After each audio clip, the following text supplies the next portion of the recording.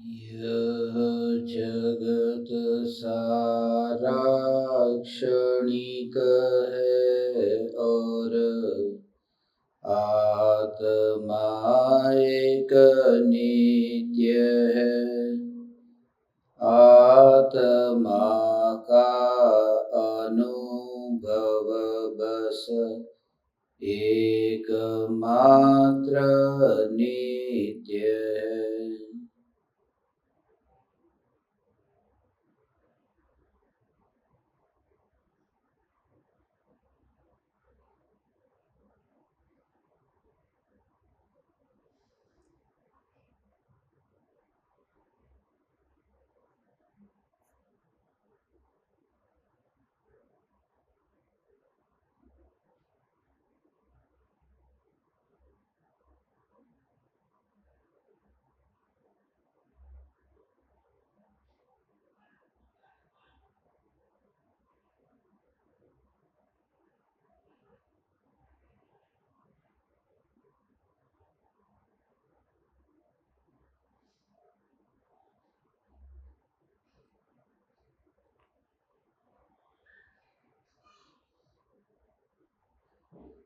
चैतन्य स्वभावी भगवान आत्मा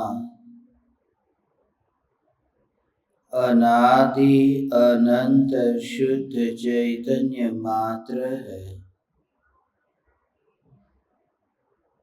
ज्ञान मात्र है। मैं शुद्ध चैतन्य मात्र, ज्ञान मात्र, भगवान आत्मा हूँ। प्रति समय यह जागृति बनी रहे, इस जागृति का नाम धर्म है।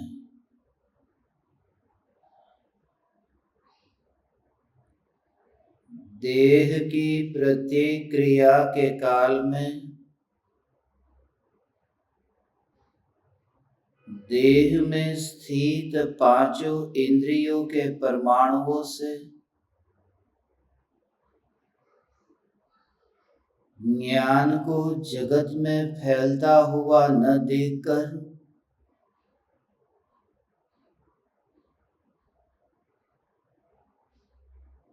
ज्ञान को ज्ञान में ही अनुभव करता हुआ ज्ञानी देह होने पर भी देहातीत है।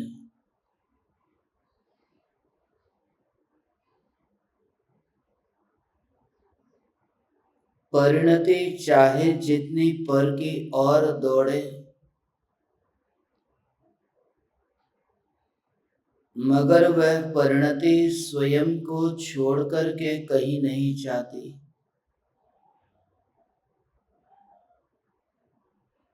जब परिणति स्वरूप की ओर दौड़ती है,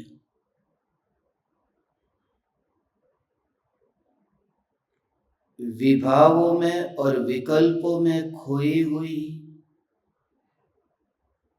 उस परिणति को चैतन्य का पता मिल जाता है।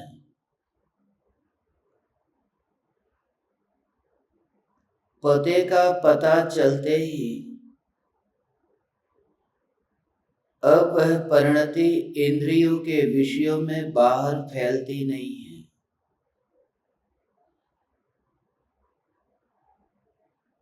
बिल्कुल ही दशा पलट जाती है।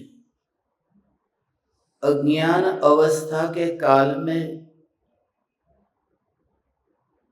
जो परिणति थी वह मलिन परिणति थी। आत्मानुभूति होते ही निर्मल परिणति हुई। उपयोग स्व में है या पर में है, उस पर अब जोर नहीं है। ज्ञान का ज्ञेय स्वद्रव्य है या परद्रव्य है, उस पर जोर नहीं है। ज्ञान ज्ञानाकार है या फिर ज्ञेयाकार है, उन भेदों में रुचि नहीं है।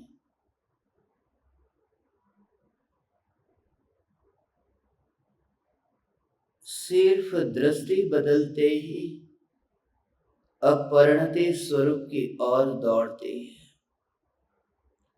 जितने अंशों में मलिन परिणति है, मगर उन मलिन परिणति में उस प्रकार के विकल्प जो उत्पन्न होते हैं, उन विकल्पों का जोर उतना नहीं रहता।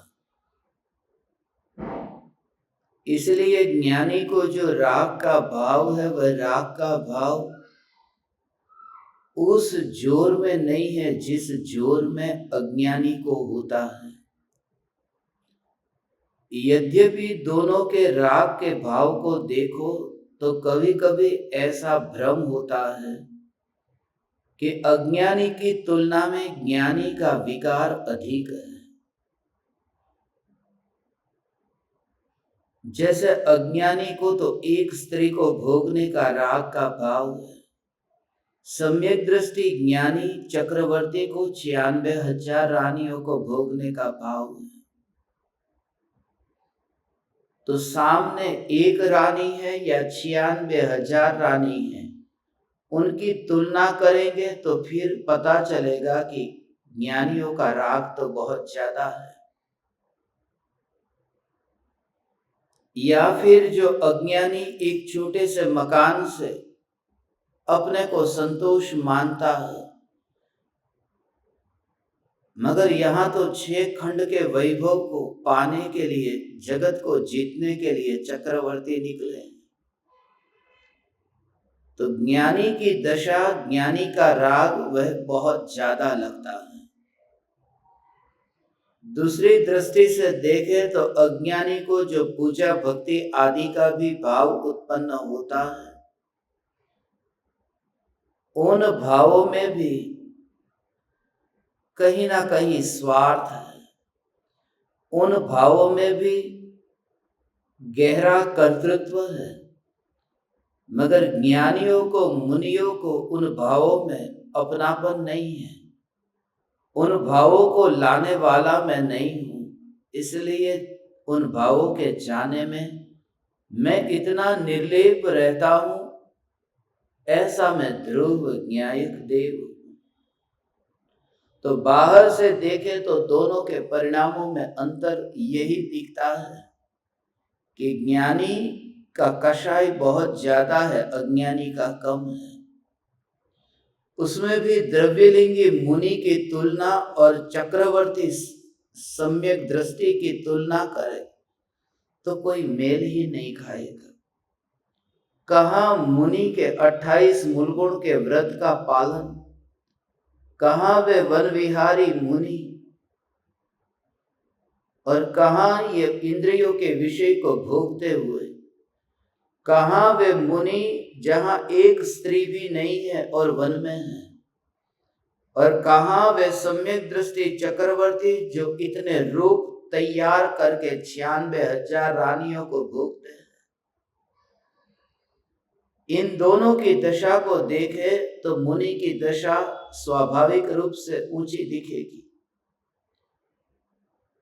वो चक्रवर्ती का राग बहुत तीव्र दिखेगा, मगर राग किन विषयों को भोगता है उससे उसकी तीव्रता का निर्धारण नहीं होता है। राग का नाप है उस राग के साथ में एकत्व है या नहीं है, उस राग के भाव में मैंपना कितना माना है, उस राग के भाव को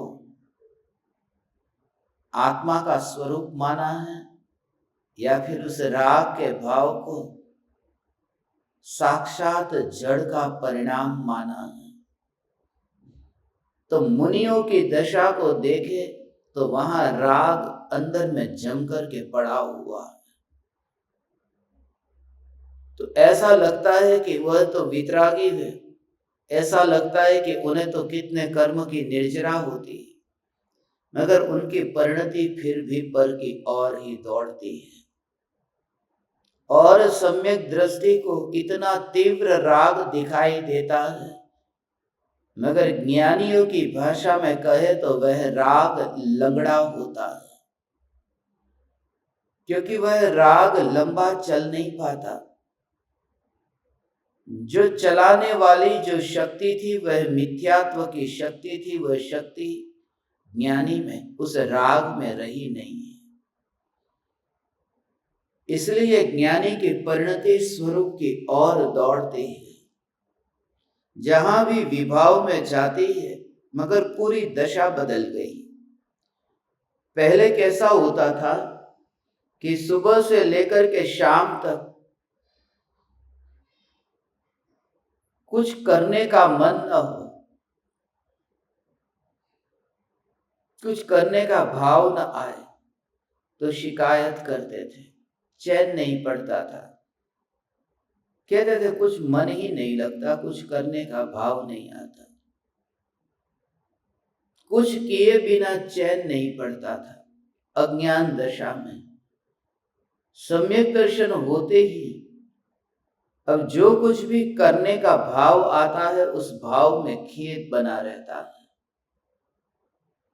पहले विषय के भोगों में रस नहीं, ऐसा था कि वह इंद्रियों के विषय के भोगों को भोगे बिना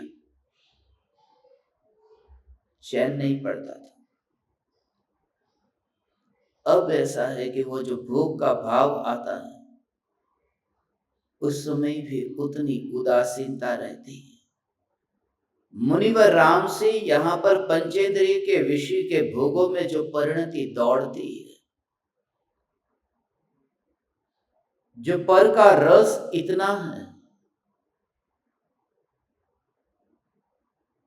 वहां से उपयोग को सिमट करके अपने में लाने को कहते हैं। ये प्रेरणा देते हैं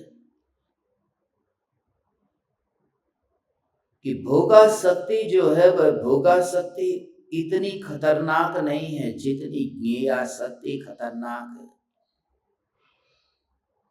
क्योंकि ये पांचों इंद्रियों के माध्यम से जो दोनों प्रकार के कार्य होते हैं,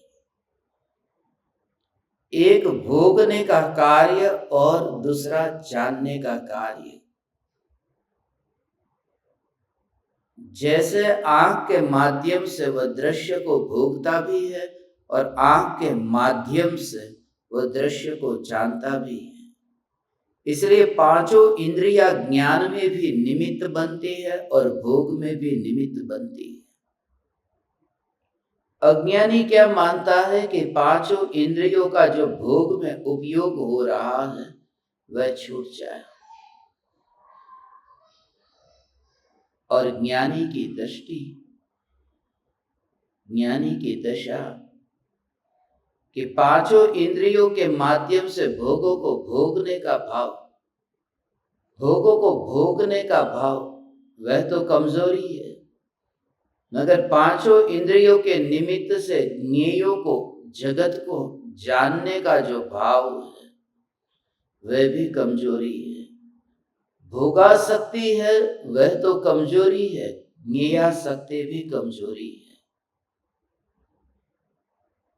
भोगों का भाव आना और जानने का भाव आना, इसलिए सूक्ष्म दृष्टि से देखे तो सबसे पहले ज्ञेया शक्ति छूटती है, भोगा शक्ति नहीं।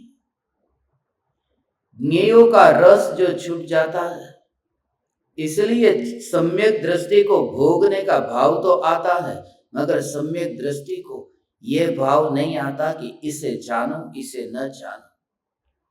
ये जानने में आया तो उसे दूर कर दो।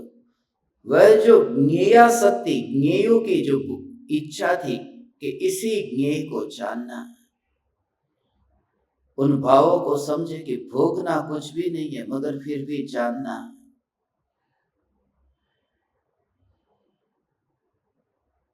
टीवी चालू करके बैठ गए कि अमेरिका में क्या चल रहा है, रशिया में क्या चल रहा है, कुछ भोगने नहीं जाना है, जानने की इच्छा। ये इच्छा हुई कि पड़ोसी के घर में क्या हो रहा है, वहां भोगना कुछ नहीं है, जानना है। और जितना आवरण अधिक है उतना ही रस ज्यादा है। इसलिए तो ज्ञानियों ने कहा है कि व्यक्त जो हुआ है उसे जानने में इतना रस नहीं है जितना अव्यक्त को जानने में रस है। पर्दा तो दिखाई देता है, इसलिए पर्दे में उतना रस नहीं है, मगर दृश्य कौन सा आएगा वह आकुलता है। जो दिखाई देता है उसमें उतना रस नहीं रहता, नहीं दिखाई देता वह क्या होगा, वह कैसा होगा। वो जो रस है वो रस पूरा उसी का रस है कि नहीं दिखाई देता। इसलिए एक जगह पूरा कपड़ा चारों ओर से लिपटा हो और उस जगह पर लिख दिया हो कि अंदर झांकना मना है, तो वो जो रस आता है वह रस किसका है? जानने का रस है, अंदर जाकर भोगना कुछ भी नहीं है। क्या होगा अंदर, ये जानने का भाव। भोगना नहीं है, उसका मालिक भी नहीं बनना, उसका कर्तृत्व भी नहीं है, उसका भोक्तृत्व भी नहीं है। न तो मुझे ताजमहल को खरीदना है, न मुझे ताजमहल को भोगना है, न मुझे उसका रिनोवेशन कराना है, न मुझे उसका आनंद भोगना है। मुझे बेचना भी नहीं है, मुझे खरीदना भी नहीं है, मगर फिर भी देखने का भाव आता है कि लाओ मैं ताजमहल देखूं। तो जगत के ज्ञेयों को जो जानने का भाव है, भोगने से भी ज्यादा खतरनाक है कि लाओ जानो। और वह भाव भी ऐसा है कि पल पल में पलटता है। इसलिए जब ताजमहल देखते हैं तब एफिल टावर देखने का मन होता है, एफिल टावर देखते हैं तो स्टैच्यू ऑफ लिबर्टी देखने का भाव आता है। एक जगह जहां होते हैं वहां पर वहां नहीं होते, कहीं और होते हैं। जो व्यक्त है उस व्यक्त को जानते समय भी अव्यक्त का रस रहता है, और उसके पीछे ये सूक्ष्म भाव है कि वह ज्ञेया शक्ति है, नहीं जानने में आता। वह जानने में आ जाए फिर वो रस नहीं रहता। इसलिए अपनी स्त्री यदि निर्वस्त्र है तब भी उसमें रस है कि पराई स्त्री जो वस्त्र के साथ में है, क्योंकि उसके शरीर को पूरा देखा नहीं है। जिसको नहीं देखता है उसमें रस है, देख ले फिर उसमें रस नहीं रहता। इसलिए तो जितना ज्यादा अव्यक्त रहता है उसमें रस ज्यादा रहता है, वो वासना ज्यादा अंदर में घनीभूत होती है। ये वृत्तियों का निरीक्षण यदि करें तो पता चलेगा। यही तो राज, बड़े बड़े नेताओं के बंगले, बड़े बड़े राजाओं के महल, बाहर से देखो तो लगता है अंदर कैसा होगा, और अंदर जो उसका मालिक है उसको चैन नहीं पड़ता, वो बाहर आता है। मैं व्हाइट हाउस के बाहर खड़ा हूं और विचार आता है कि उस व्हाइट हाउस के भीतर क्या होता होगा। व्हाइट हाउस के अंदर जो लोग हैं वो क्या करते होंगे, कैसे लोग होंगे, वहां का फर्नीचर कैसा होगा, वहां का डाइनिंग टेबल कैसा होगा, वहां अंदर जो सजावट होगी वह कैसी होगी। ये मेरे साथ में कुछ ज्ञान दीपक थे, कुछ साधक थे वॉशिंगटन डीसी में, और उस समय मैंने उनको ये पूछा कि ये व्हाइट हाउस जो दिखता है उसके अंदर कैसा होगा, मगर उसका उत्तर मिले उससे पहले ही किसी ने कह दिया कि ओबामा अभी बाहर निकले घूमने के लिए, टहलने के लिए। वो भीतर में है, उन्हें अंदर से ये इच्छा हुई कि बाहर दुनिया में क्या चल रहा है, लाओ मैं घूम कर आता हूं। प्रत्येक व्यक्ति जहां पर है वहां पर संतुष्ट नहीं है, वो इसी वजह से कि जानने योग्य है वह जब तक जानने में नहीं आ जाए तब तक वह दर दर की ठोकर खाने का भाव आता ही है। इसी बात को मुनिवर राम सिंह अत्यंत करुणा से कहते हैं, अत्यंत वात्सल्य से कहते हैं। गुरु तो मित्र है, वो मित्र की तरह समझाते हैं, गुरु भ्राता की तरह, गुरु पिता की तरह, गुरु माता की तरह। जहां जरूरत पड़ी उस प्रकार का अभिनय गुरु कर लेता है। जहां करुणा बहती है वह मां का अभिनय कर लेता है। जहां कठोर होना पड़े वहां पिता का अभिनय कर लेता है। जहां पर साथ में एक दूसरे के साथ में हृदय की बात का बंटवारा करना हो तो भाई का वो अभिनय कर लेता है। मगर जब कुछ ऐसी बातें कहनी हो जो कुछ निराली हो, जो मित्र ही मित्र के साथ में उस भाषा में कह सके, तब वो सखा का वह सखी का रूप धारण करता है, वो अभिनय करता है। और गुरु में, एक ही गुरु में ये सब कला है। और वह कला मुझे सबसे अधिक मुनिवर राम सिंह में देखने को मिली। जो मुनिवर राम सिंह ये कहते हैं कि हे सखी, पीयू को तो ये 5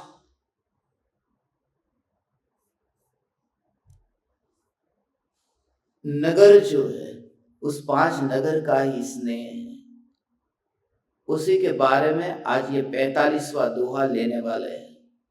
और फिर उस परिणति के अंतर्मुख होने का हम प्रयोग करेंगे और साधना में उपयोगी हो, इस प्रकार से हम अंतर्मुख होंगे। सबसे पहले ये दोहा पढ़ लेते हैं।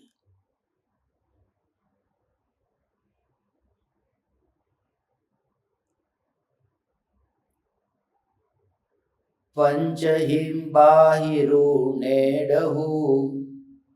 अली सही लघु पियस तासुण दिसई आगमणु जो खलु मिलियु परस। हे सखी,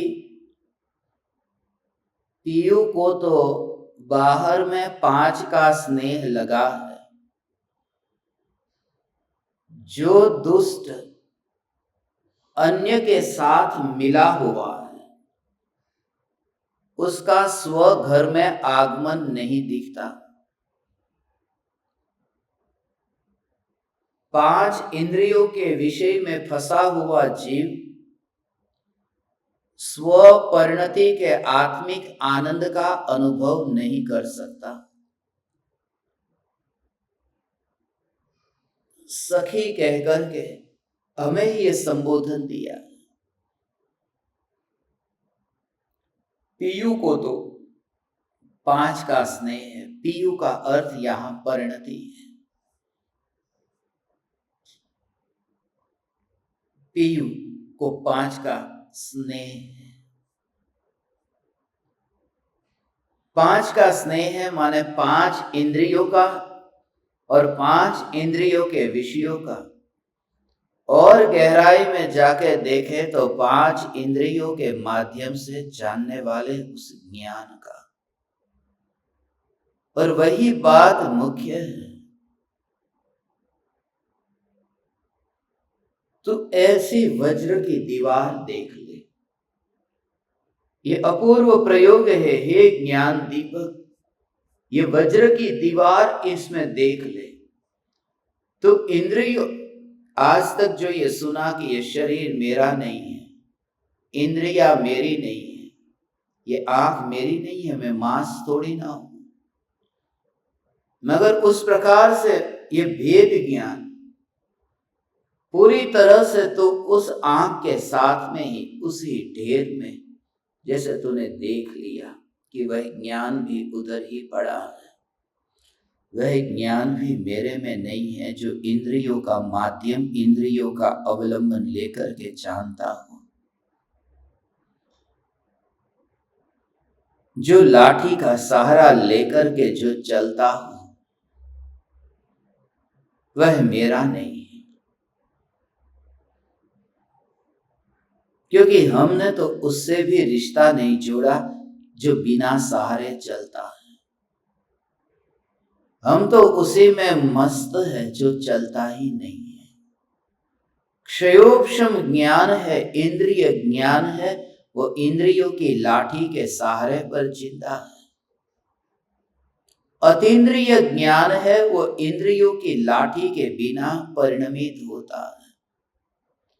और ध्रुव चैतन्य तत्व न वो लाठी के सहारे से, न वो लाठी के सहारे के बिना, वो चलता ही नहीं है, वो ठहरा है।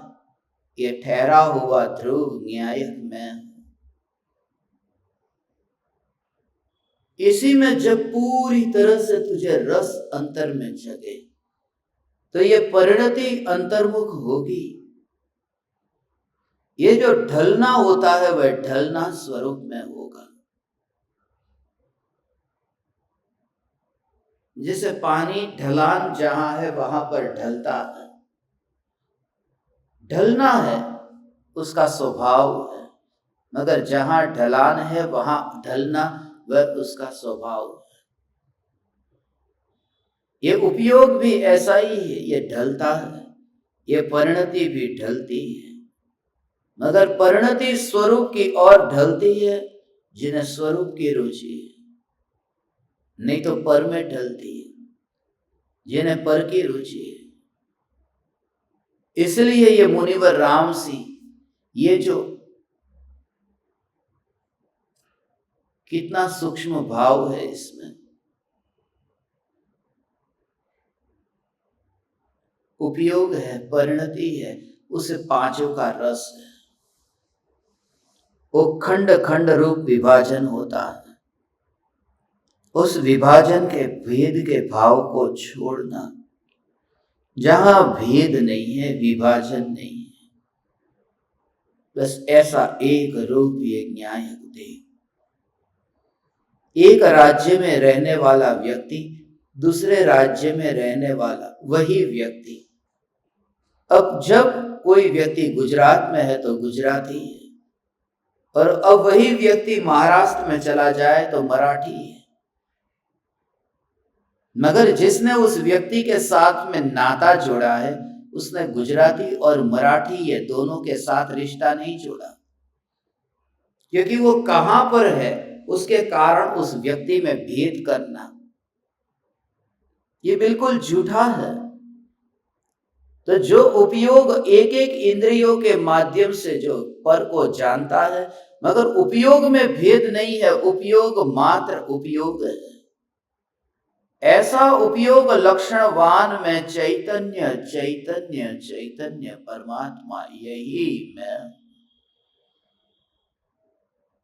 यही मैं, यही मैं।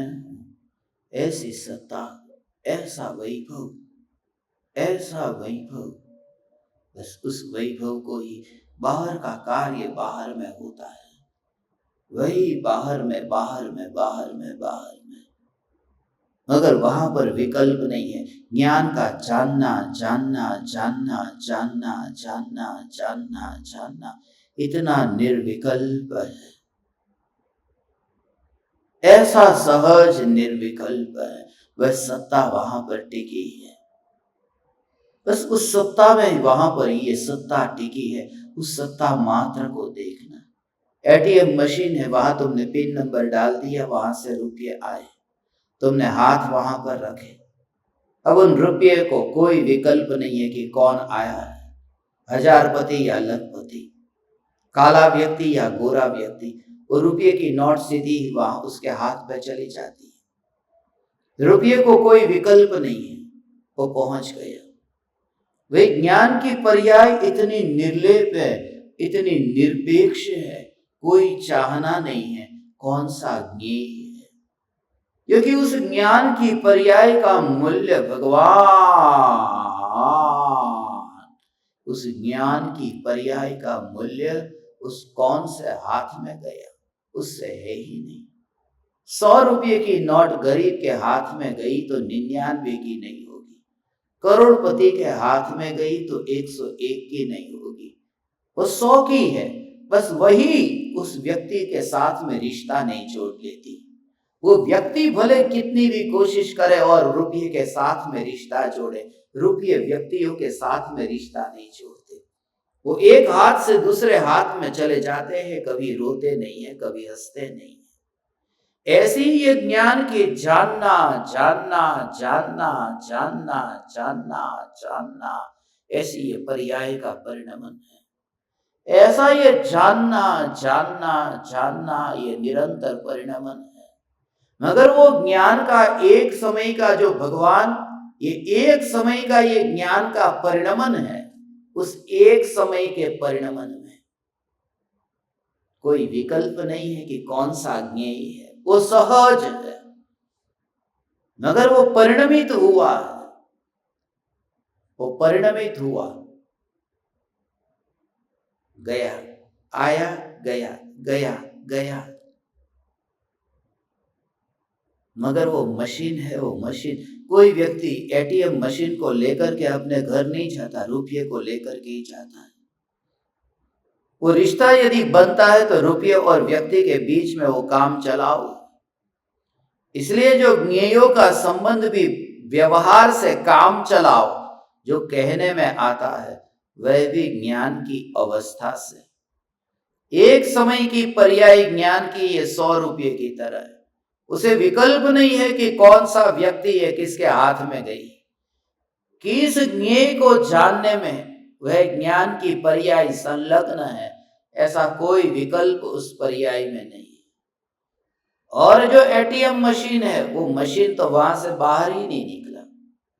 ये नोट चाहे जितनी कहीं पर भी देश से परदेश पहुंच जाए, मगर वो मशीन उधर ही है। और पहले से ही निश्चित था, बैंक वाले को भी पता है कि नोट ही जाएगी, मशीन इधर रहेगा। ठीक है, उसके स्वभाव के अनुरूप कार्य हुआ है। और नीति है, प्रामाणिकता है, वहां अनीति से नहीं चलता। उस व्यवस्था में यह ऑटोमेटिक व्यवस्था है। वहां पर कोई जाके कहे मेरा चाचा है, मेरा मामा है, रुपये निकाल के दो, नहीं निकलेंगे। तुमने पिन नंबर सही डाला, फिर कोई भी डाले, रुपये निकलेंगे। वहां मतभेद नहीं है, वहां पर व्यवस्था इतनी व्यवस्थित है। ऐसी एक एक समय के ज्ञान की पर्याय में कोई पक्षपात नहीं है। जिस जिस पर्याय पर जिस जिस ज्ञेय का ऐसा जो नाम है, वही ज्ञेय ज्ञान की अवस्था में और अनंत अनंत अनंत अनंत काल तक एक पर्याय, दूसरी पर्याय, तीसरी पर्याय, इस प्रकार से अनंत पर्यायों में जो एक एक एक करके निश्चितता है, इस निश्चितता के स्वीकार से निश्चिंतता है।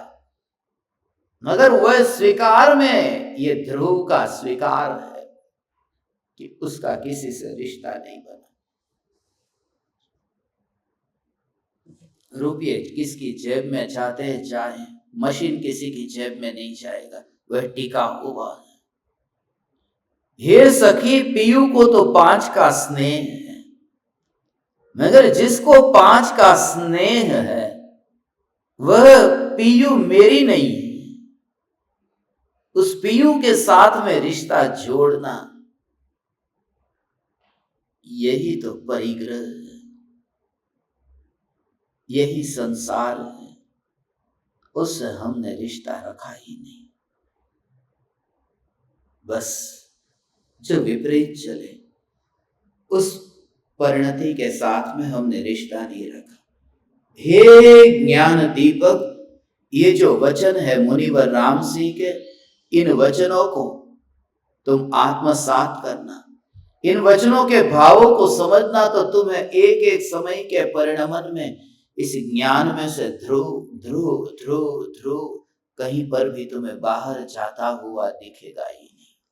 तो सब कुछ जानेगा, सब कुछ जानेगा, मगर उस जानने के काल में भी तेरा जोर रहेगा कि मैं तो यहीं पर ही हूं, मैं तो आसन जमा करके बैठा हूं। ये आसन ये छूटने वाला नहीं है। ये शब्द क्या है ये देखो। पीयू को तो बाहर में 5 का स्नेह लगा है।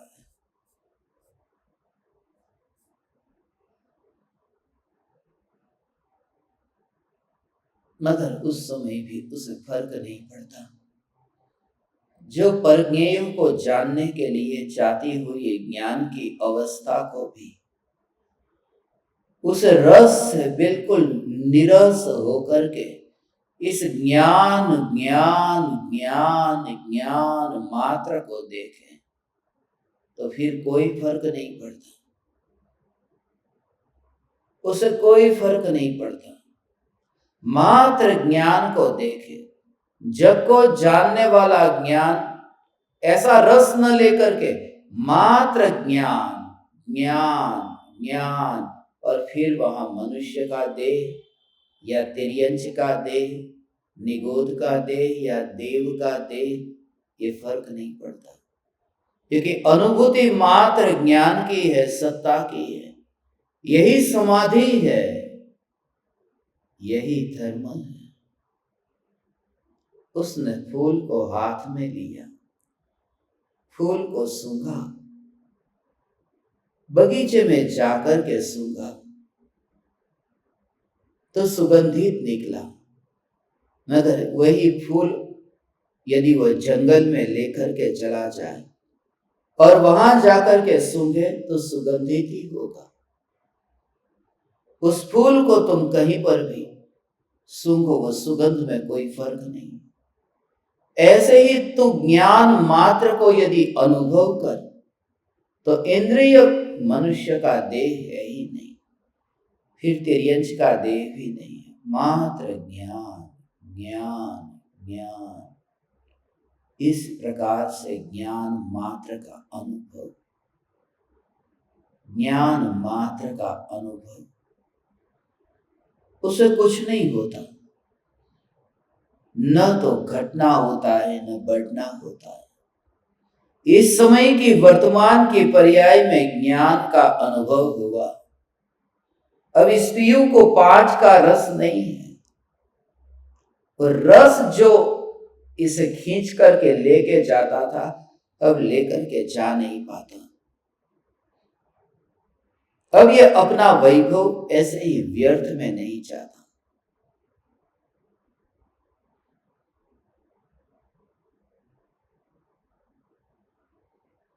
अपना वैभव अपने में है, अपनी पूरी शक्ति, अपना साम्राज्य, अपना वैभव अपने में ही है। और इस ज्ञान को ज्ञान रूप अनुभव करता है, अपने में ही अनुभव करता है। कोई मूल्य बढ़ गया है या मूल्य घट गया है, ऐसा कुछ भी नहीं। मात्र सत्ता जो है उसको देख करके आनंद आया, बस, और कुछ भी नहीं। उस हीरे को महल के बाहर जाने न दिया, उस हीरे को अपने महल में रखा। हीरे को महल में रखने से 1 लाख का हीरा 2 लाख का नहीं हो जाता। उस महल को यहां रखा, इस वजह से 2 लाख का नहीं हो जाता। तो उसका मूल्य कम नहीं होता। उस फूल को तुमने अपने घर में रखा तो थोड़ा ज्यादा मूल्यवान हो गया, कुछ भी नहीं। उसमें उसका जो स्वभाव है वो स्वभाव वही है,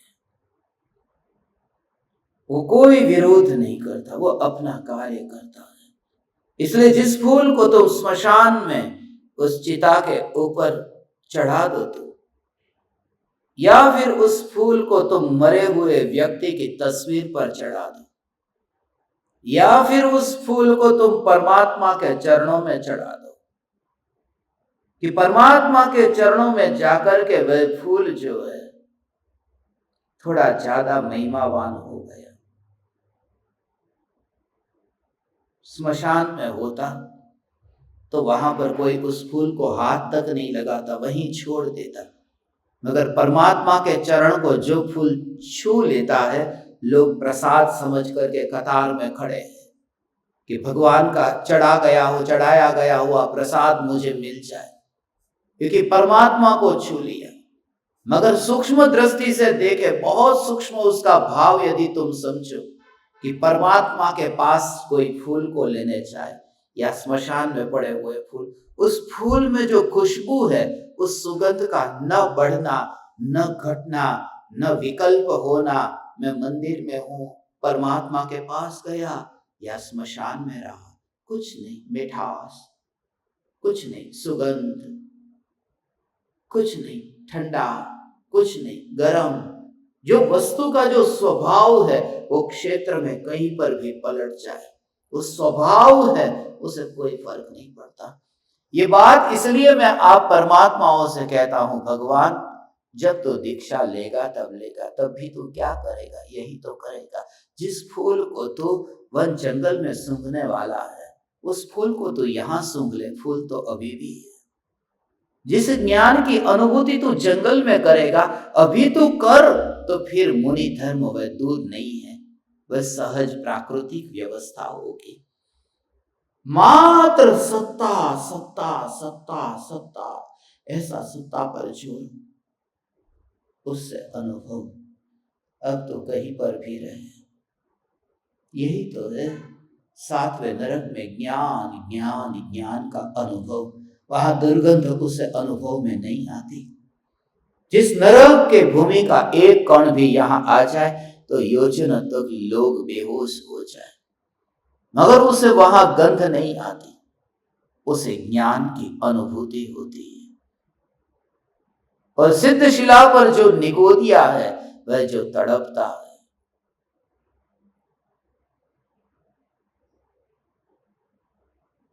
क्षेत्र से क्या है, बस तो हीनता का भाव छोड़ दे, दीनता का भाव छोड़ दे, बस ज्ञेयो का विकल्प न हो, फूल किधर है यह विकल्प न हो।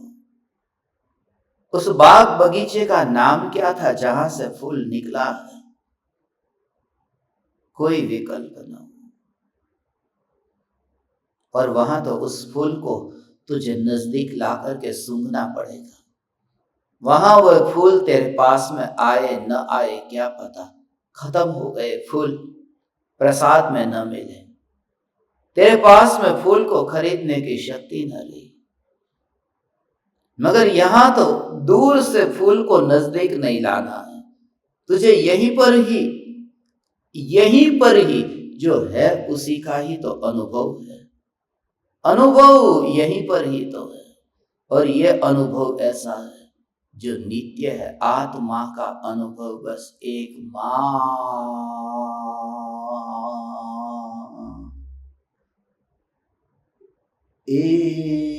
एकमात्र नित्य है।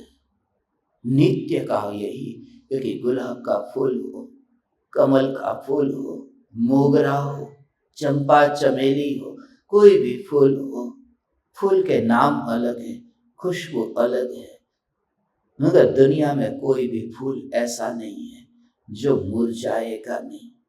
कितनी भी अनुभूति करो, सूंघो सूंघो सूंघो, मगर मुरझा गया, खत्म। मगर ये ज्ञान मुरझाता नहीं है, ये ज्ञान ज्ञान ज्ञान सदा है जो मुरझाता नहीं है। और ज्ञान मात्र भगवान आत्मा है, इसलिए भगवान आत्मा मुरझाता नहीं है। इस वजह से यह कहा आत्मा का अनुभव बस एकमात्र नित्य है। तो कहीं पर भी रहकर ये अनुभव कर, तुझे हो सकता है तो पीयू की फिक्र मत कर। ये पीयू को तो पंच का स्नेह है, मगर जिसे स्नेह नहीं जगा, मैं उस ज्ञानमयी हूं, भोगता हूं, मैं अपने ज्ञान को भोगता हूं, मैं ज्ञान को भोगता हूं, मैं जबरदस्ती नहीं करता कि भोग नहीं, यह भी सहज भोगाचारा है। क्योंकि करना तब हो, मैं तुम्हें कुछ रुपये दूं तो मुझे फूल दो, मैं बगीचे तक दौड़ूं और फूल को लेकर के आऊं, या फिर कोई माली मुझे फूल दे दे, वहां पर तो कितने ही विवाद हो सकते हैं। वहां पर एक फूल है और 2 माली है, ऐसा भी हो सकता है। यहां तो एक ही फूल है और एक ही माली है, वह माली ही मालिक है, वह सबका मालिक एक है। हे ज्ञान दीपक, वह सबका मालिक एक है। साईं बाबा का ये वचन जो मैं सुनता हूं, मैं विशेष नहीं जाना चाहता, मगर उसमें भी मुझे यही कि सबका मालिक एक, सारी दुनिया का नहीं, जानना जानना जानना जानना जानना, वह सबका मालिक एक है। यहाँ एक फूल है और दो माली नहीं है, मालिक तो एक ही है, यही चैतन्य है। हे ज्ञान दीपक, इस प्रकार से कहीं दौड़े बिना, भागे बिना, किसी को अपने पास बुलाए बिना, तो इस ज्ञान रूप अनुभव कर। फिर तू चिंता मत कर कि तू मुंबई में है, दिल्ली में है, कलकत्ता में है, चेन्नई में है, अहमदाबाद में, तो कौन से राज्य में है, उड़ीसा में है, तुझे तो गुजरात में होना चाहिए। तू छत्तीसगढ़ में क्यों बैठा है, तुझे तो मेरे पास होना चाहिए। सब विकल्प से मुक्त होकर, क्योंकि जब तू यहां होगा तब भी तू यहां नहीं होगा। फूल मंदिर में जाकर के भी मंदिर में होता ही नहीं है, वह अपनी सुगंध के बाहर कहीं पर भी नहीं है। इस प्रकार से ज्ञान ज्ञान ज्ञान ज्ञान ज्ञान, यह ज्ञान ही अनुभव में आ ऐसा ज्ञान मात्र भगवान आत्मा, परमाणुओं में रह करके नहीं, वो थैली में रह करके नहीं, वो बास्केट में रह करके नहीं, बस उसकी सत्ता मात्र। और वहां लेन देन नहीं है, मैंने एक फूल है, मेरे पास था, तुमको दे दिया, तुमने तुम्हारा फूल मुझे दिया। ये प्रेमी एक दूसरे को जैसे फूल को लेते देते हो, प्रेम का प्रतीक समझ करके शादियों में बधाई देते समय फूल का गुलदस्ता देते हो, मगर जब तुझे ये ज्ञान की ऐसी अनुभूति होगी तो स्वयं पाएगा कि इसका तो कुछ भी लेन देन नहीं हो सकता। ये अनुभूति की जो सुगंध है वह किसी को शुभ कामना देते समय दी नहीं जा सकती। इसलिए मेरी ज्ञान की अनुभूति, हे ज्ञान दीपक, चाह करके भी मैं तुझ तक पहुंचा नहीं सकता। बहुत चाहता मगर पहुंचा नहीं सकता, क्योंकि ये शुभ कामना बाहर के गुलदस्ते दे करके हो सकती है, ये तो अंतर की शुभ कामना है। सिर्फ इतना ही है, इतना ही है, इतना ही है, जहां न देना है न लेना है। सिर्फ मैं बोलता हूं, सच कहो तो मैं तुम्हारे लिए भी नहीं बोलता, सच कहो तो मैं स्वयं के लिए बोलता हूं। सामने वाला सुनता है या नहीं सुनता उसकी फिक्र भी नहीं करता। नहीं तो पहले अस्पताल में लेकर जाता और चिड़िया को दिखाता कि उसके कान है, सुन रही है, घायल है, कोमा में है, क्या हालचाल है, वो देखने कौन जाता है। बोलता हूं स्वयं के लिए, काश ये पुकार सुन करके तुम अपने उस फूल को सूंघ सको, और जहां फूल को सूंघा ये कभी न मुरझाएगा, न मुरझाएगा न जाएगा, क्योंकि ये नया खिला नहीं है, इसलिए मुरझाता नहीं है। ये असली है, ये सत्ता स्वरूप है, ये ज्ञान ज्ञान ज्ञान ज्ञान ज्ञान। बस इस प्रकार से तू देख, तेरे में जो समझ है उस समझ का तू सदुपयोग कर, पूरी तरह से सदुपयोग कर। मैं जानबूझ करके एक बार ये करता। अभी एक जगह यूरोप में जाना था, जानबूझ करके पिस्ता था, काजू थे, बादाम थे, उस पिस्ता में ऊपर का जो छिलका है वो निकला नहीं था, एक रह गया था, बाकी तो सब छिलके निकले हुए थे। कि बोझ भी ढोना ज्यादा क्यों, या फिर उतनी भी जगह ज्यादा बैग में रुकेगा, उसके बदले में एक आत्मसिद्धि शास्त्र ज्यादा समा जाएगा। चलो उस छिलके को निकाल दो। मगर रह गया था वह छिलका, और मेरे साथ में ही एक साधक था जो बरसों से मुझे सुनता था, और उस समय वो पिस्ता को मैं ऐसे ही खाने में, क्या फर्क पड़ता है। उसने पहला वाक्य ये कहा, क्या मजाक करते हैं। और जब मैं मुंह तक लेकर गया, उसने कहा मत खाओ। मैंने उससे कहा तुम में इतनी तो समझ है कि इतने कठोर छिलके के साथ में ये पिस्ता ये खाया नहीं जाता। उसको अलग करते हैं और फिर उसको चखते हैं। इतनी बुद्धि, इतना विवेक तुम में है। तो जब तुम ज्ञान का अनुभव करते हो तो इस कठोर छिलके को साथ में क्यों रखते हो? बिल्कुल ही इस देह से अलग भेद ज्ञान करता हुआ इस देह को तो उस तरह से देख, मात्र ज्ञान ज्ञान ज्ञान ज्ञान, इस रूप में अनुभव कर। और तेरी जो शक्ति, तेरी जो कला, जो उन विषयों में है, वही यहाँ पर अर्पण हो जाती है, वही पुरुषार्थ है। हे ज्ञान दीपक, हे चैतन्य के दीवाने परमात्मा, इस प्रकार से तो ज्ञान को देह से भिन्न करके इस रूप में यहाँ पर धारण कर, पूरा कचरा का उसके साथ में ही उस हीरे को ला करके लॉकर में मत रख। कोयला भी उधर रखा और सोना भी उधर रखा, ऐसा मत कर। ये समझ से भेद ज्ञान कर। ये अनुभव है, ये आनंद है। यहां ढूंढना नहीं है, यहां छूना नहीं है, यहां मात्र अनुभूति है। सूंघना तो कहते हैं, मात्र अनुभूति है। इस अनुभूति में, इतनी अनुभूति में सहजता और निर्भर अनुभव है। हे चैतन्य परमात्मा, ऐसा निर्भर अनुभव, देह का बोझ नहीं। वो छिलके को ढोता क्यों है? उसका भी बोझ क्यों उठाता है? 7 किलो से ज्यादा वजन लेकर के निकलता ही नहीं। ज्यादा से ज्यादा बैग में 7 किलो बोझ, इससे ज्यादा नहीं। मुझे भी 7 राज्यों की यात्रा पार करनी है। इससे, इस बोझ के साथ में ये यात्रा पार कैसे होगी? और यही है अनुभव। अनुभव में वहां पर बोझ नहीं है, सहजता है। उस फूल को तो पकड़ना पड़ता है।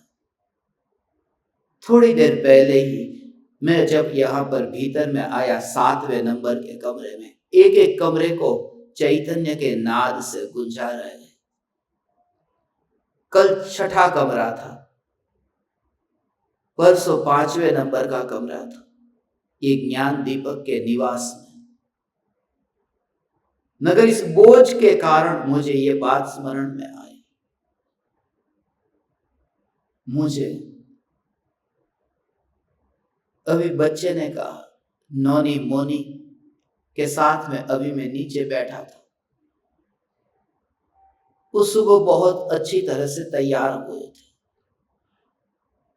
उन दोनों ने अपने कान में ऐसे झूमर लटका करके पहने थे, 8-8 घंटे से पहन करके रखे। सुबह से वो जो कान में पहन करके रखते हैं, दोनों बोले कि बस बहुत हो गया, अब ये वजन, ये बोझ सहा नहीं जाता। इतना कान दर्द होने लगा है कान में। मैंने उसे कहा, ये तो कभी पार्टी में लोग पहनते हैं, 1-2 घंटे के लिए, तुम सुबह से ये पहन के रखे हो, उतार दो इसे। मगर बोझ लगा, आनंद भी भोग रहे, बोझ भी लगा। और कान का जो छेद है, वो छेद थोड़ा बड़ा हो गया।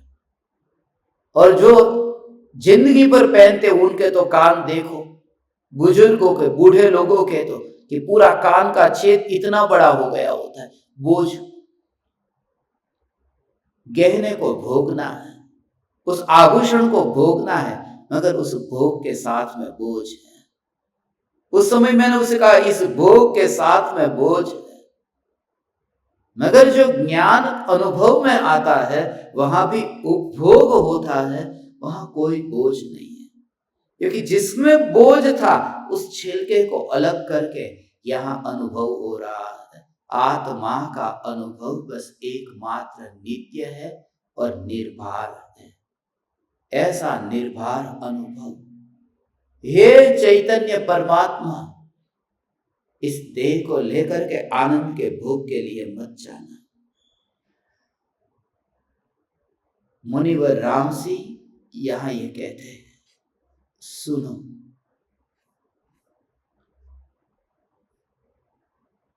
जो दुष्ट अन्य के साथ मिला हुआ है उसका स्व घर में आगमन नहीं होता।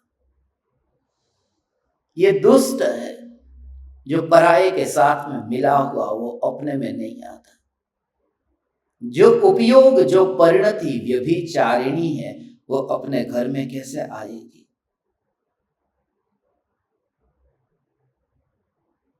जो दुष्ट है उनका क्या ठिकाना? ये दोस्त शब्द का भी दुष्ट के साथ में संबंध है। जो दो में स्थित है, कभी अपना कभी पराया, वही दुष्ट है जो दो में स्थित है। ये उपयोग भी ऐसा ही है, दुष्ट है, कभी तो आत्मा का कभी पराये का। स्वभाव से देखे तो आत्मा का, मगर खर्च हो रहा है पर में। संपत्ति आत्मा की है, उपभोग करता है कोई पराया, खींचता है कोई पराया। लोक में जिसमें एकत्व है, जिसमें पता है ये अपना है, वहां पर कैसे रोक लेते हो? तुम्हें पता है कि तुम्हारी पत्नी है, वो पत्नी के प्रति भाव है, मेरी है, अधिकार है, स्वामित्व है, इसलिए तो स्वामी कहा। स्वामी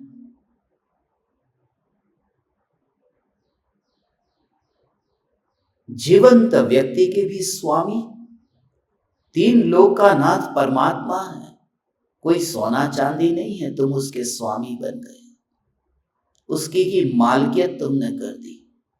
शादी करके पत्नी को लेकर के आए हो, कोई गुलाम नहीं बना दिया, स्वामी।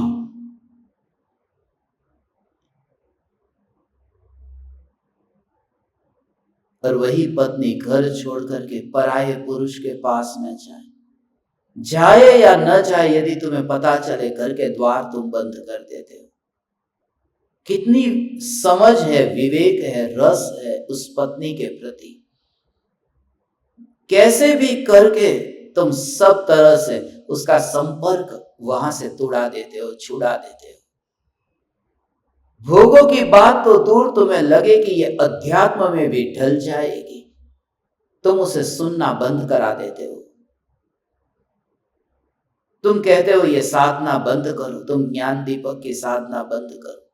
डर लगता है पत्नी कहीं छोड़ करके चली ना जाए, डर लगता है मेरे से ज्यादा कहीं गुरु को प्रेम करती ना हो जाए। बहुत भयभीत होते हैं पति, और स्वाभाविक है, क्योंकि जो पतियों से नहीं मिला वह उसे यहां मिल रहा है। तो स्वाभाविक है कि पति का भय होना, क्योंकि पति ने भोगों के अलावा कुछ नहीं दिया और यहां पर परमात्मा उतरा है, इसलिए पति डरता है। पत्नी जैसे साधना करने जाए कि जैसे वो इंद्र का सिंहासन डोलता है, ऐसे पति का सिंहासन भी डोलने लगता है कि अब खत्म, अब मेरा संसार कैसे चलेगा। यही तो वजह है कि पति भी पत्नी को कहता है, एक आध घंटे सुनो, ज्यादा मत सुनो, अभी जवानी में मत सुनो, अब तो बुढ़ापे में सुनना। उसे पता नहीं है इतने जवानों को मरते हुए देखता है। मगर ये स्वाभाविक है, मोह का भाव, राग का भाव इतना है, बांधना चाहता है। बंधा हुआ व्यक्ति दूसरे को भी बांध सकता है, उसमें आश्चर्य नहीं। मेरा कहना यही है कि जैसे पत्नी में अपनापन है तो बाहर जाए उससे पहले ही रोक दिया है। तो जब उपयोग में एकत्व होता है तो उपयोग पर में जाए उससे पहले ही वह अपने में रोक देता है। इसलिए ये कहा कि वो स्व घर में वास नहीं करता। वो पीयू का मन तो पर में लगा है। पीयू को तो 5 का स्नेह है, 1 का नहीं 5 का स्नेह है। और 5 पराये हैं, 5 परायों का स्नेह है। इसलिए और फिर भी आत्मा बेहोश है। जागा हुआ व्यक्ति ये बर्दाश्त नहीं कर सकता। हे ज्ञान दीपक, दिन रात ये चैतन्य की चर्चा चलती रहे, दिन रात ज्ञान में ज्ञान की अनुभूति के गुणगान चलते रहे, तो भी अल्प है। मुनिवर राम सिंह के इन अद्भुत और मार्मिक वचन आज हमने सुने। कल इसी के संबंध में विस्तार से हम चर्चा करेंगे, जो आखिरी एक कमरा ज्ञान दीपक निवास में बचा है। कल वैसे भी 15 तारीख शिविर का आखिरी दिन है। उसके बाद में मैं यहां से जाऊंगा, जहां रहूंगा वहां से सत्संग होगा।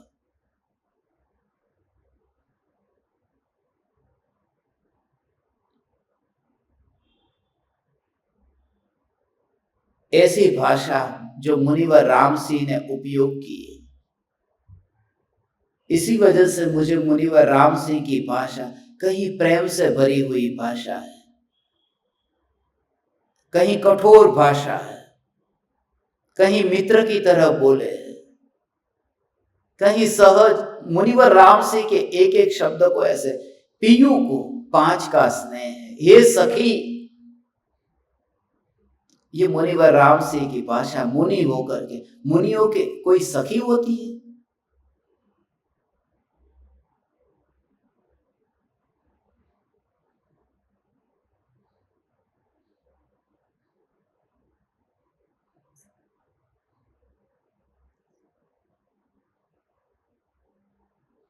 आप समस्त ज्ञान दीपकों को फिर से हमें 7:42 पर मिलना है सत्संग के लिए। दीपावली की, नूतन वर्ष की, नूतन अनुभूतियों के रहस्य को समझने के लिए मैंने आपको चिड़िया का वीडियो भेजा था। आपने शायद देखा, नहीं देखा पता नहीं। सुबह के सत्संग के तात्कालिक बाद भेज दिया था, और कुछ ज्ञान दीपकों के मैसेज आए हैं कि हमारे समाधि मरण, हमारे मरण के समय भी आप हमारे साथ में रहना।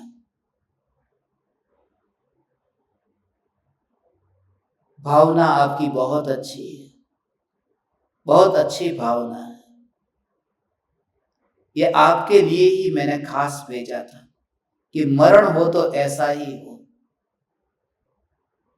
अंतिम घड़ी में भी ये पुकार सुनने को मिली। बहुत से ज्ञान दीपकों ने लिखा है, कितना महापुण्य। सामने कुर्सी पर नहीं बिठाया है, उस चिड़िया को हथेली पर यहां पर ही आसन दिया है, गोदी में भी नहीं बिठाया, हाथ पर ही।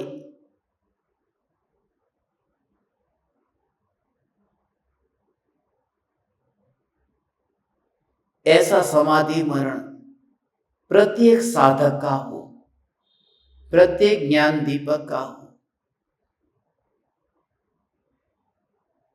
ऐसी मैं अवश्य भावना पाऊंगा। आप समस्त ज्ञान दीपकों को फिर से मेरे हृदय के अंतःकरण से प्रणाम करता हूं। प्रणाम। चैतन्य चैतन्य चैतन्य।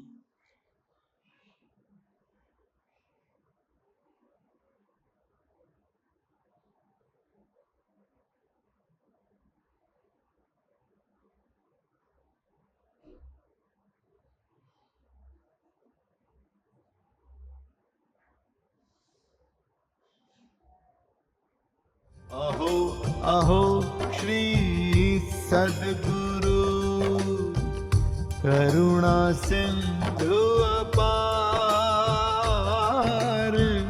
इस पामर पर प्रभु किया आहो आहो उपकार,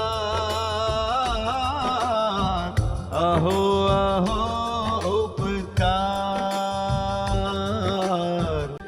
देह सहित जिनकी दशा, वरते देहा